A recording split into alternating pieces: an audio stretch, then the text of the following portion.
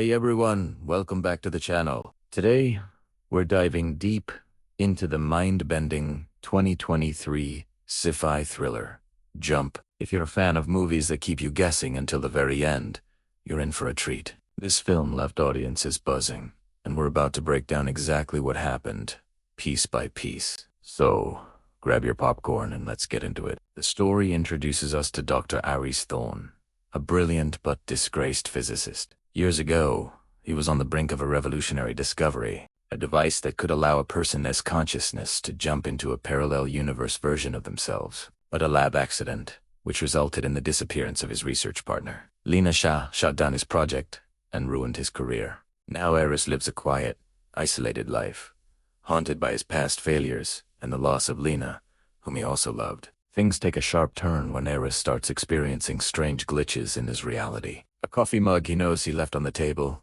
is suddenly in the sink. A book he was reading is back on the shelf, unopened. At first, he dismisses it as stress, but the anomalies become more significant and impossible to ignore. He sees fleeting images of a world that is almost identical to his, but with subtle, unnerving differences. A world where the sky has a faint green tint, and the architecture is slightly more futuristic. Convinced he's not going crazy, Aries secretly rebuilds a smaller, portable version of his original jump device in his basement. His theory is that the original machine didn't just fail, it created a permanent, unstable link between his universe and a parallel one. He believes these glitches are the result of the two realities bleeding into each other. More importantly, he starts to believe that Lena didn't die. She was thrown into the other universe during the accident. He becomes obsessed with one goal: bringing her back. After weeks of sleepless nights and frantic work, Aries finally activates his new device. The machine whirs to life, and for a moment, nothing happens. Then, his world flickers violently. When it stabilizes, he's standing in the same basement, but something is off. The air feels different, and a quick look outside confirms his theory. The sky has that faint green tint he'd been seeing. He has successfully jumped in this parallel world, which we'll call Universe B. Aries quickly discovers that his alternate self, let's call him Aries B, is a celebrated public figure. Here, the jump technology was a success and has been commercialized, albeit in a highly regulated way. People can visit alternate realities for short, supervised periods. Aries B is the wealthy and powerful CEO of the corporation that controls this technology. Using his knowledge, Aries manages to evade the advanced security systems and starts looking for Lena. He finds records showing that Lena did indeed cross over during the initial accident. But the records also contain a shocking revelation. She has been held in a high-security research facility for years, studied as a foreign anomaly. Aries is horrified. He devises a plan to break into the facility. This is where the film really kicks into high gear, with some incredible suspense sequences. He uses his understanding of his own tech to bypass security, narrowly avoiding patrols and automated defense systems. He finally reaches Lena's containment cell. She's alive, but she's changed.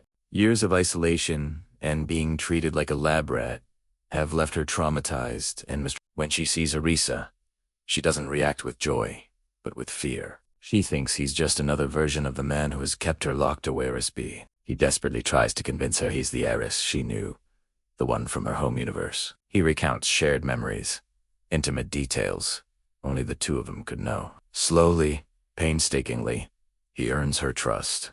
Just as they are about to escape, they are cornered by none other than Aries. The confrontation between the two versions of the same man is the core of the film's climax. Aries B is cold, arrogant, and ruthless. He reveals that he knew Lena had crossed over all along. He saw her as a valuable asset, the key to perfecting interuniversal travel, and kept her imprisoned to study her. He sees our Aries not as a person, but as a dangerous variable that needs to be eliminated. A tense standoff ensues. Aries B reveals he has no intention of letting them leave. He wants to capture Aries to study him as well. He sees his alternate self as a primitive version, a failure he long surpassed. But Aries has an advantage Aries B doesn't expect: desperation and love.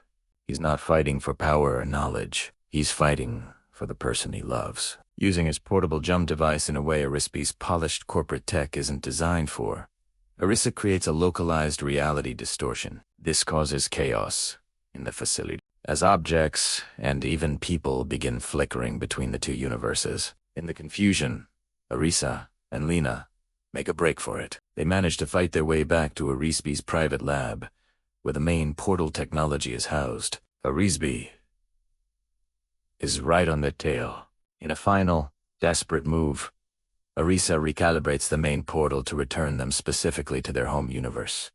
Universa, but there's a catch. The power surge required will cause a feedback loop, destabilizing and collapsing the link between the two universes permanently. It's a one-way trip, and it will destroy the portal in Universa B. As the portal activates, Arispe lunges at them. In a split-second decision, Lena pushes Arisa through the portal and then shoves Arispe back, just as the portal collapses. The connection between the universes is severed. Arisa finds himself back in his own basement, alone. The portal is gone. The glitches in his reality have stopped. Everything is normal again. But Lena is not with him. He succeeded in getting home, but he failed to bring her back. He's devastated, believing she sacrificed herself. The film then jumps forward a few months. Eris is trying to move on. He has destroyed all his research, wanting nothing more to do with jump technology. He's accepted that he's lost Lena forever. One day, he's walking through a park, and he sees a woman who looks strikingly like Lena from a distance. He tells himself it's just his mind playing tricks on him. But then, the woman turns, and it is her. He approaches her cautiously, and her eyes widen in recognition. This is the final twist of the movie. She explains what happened. When she pushed Arispe away, the collapsing portal didn't kill her. Instead, it threw her into a completely random third universe, one where neither Aris nor Lena were physicists at all. It was a normal world. For months, she had no idea how to get back. But then she remembered Aris's original theories that a strong emotional connection could create a faint quantum resonance across universes. She focused all her energy on thinking about him, hoping, against all odds, that it would somehow guide her. And then, one day, a small, unexplained glitch appeared in her new reality, a portal just big enough and stable for a moment, leading her right here to this park. The film ends with the two of them standing in the park, reunited against impossible odds. It wasn't the technology that brought them back together in the end, but that human connection that transcended the boundaries of reality. It's a powerful and surprisingly emotional ending to a high-concept sci-fi story.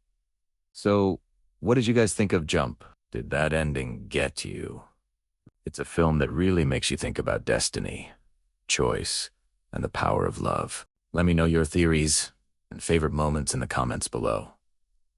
I'd love to hear what you think. Thanks for watching, and if you enjoyed this breakdown, don't forget to like and subscribe for more content. See you in the next video.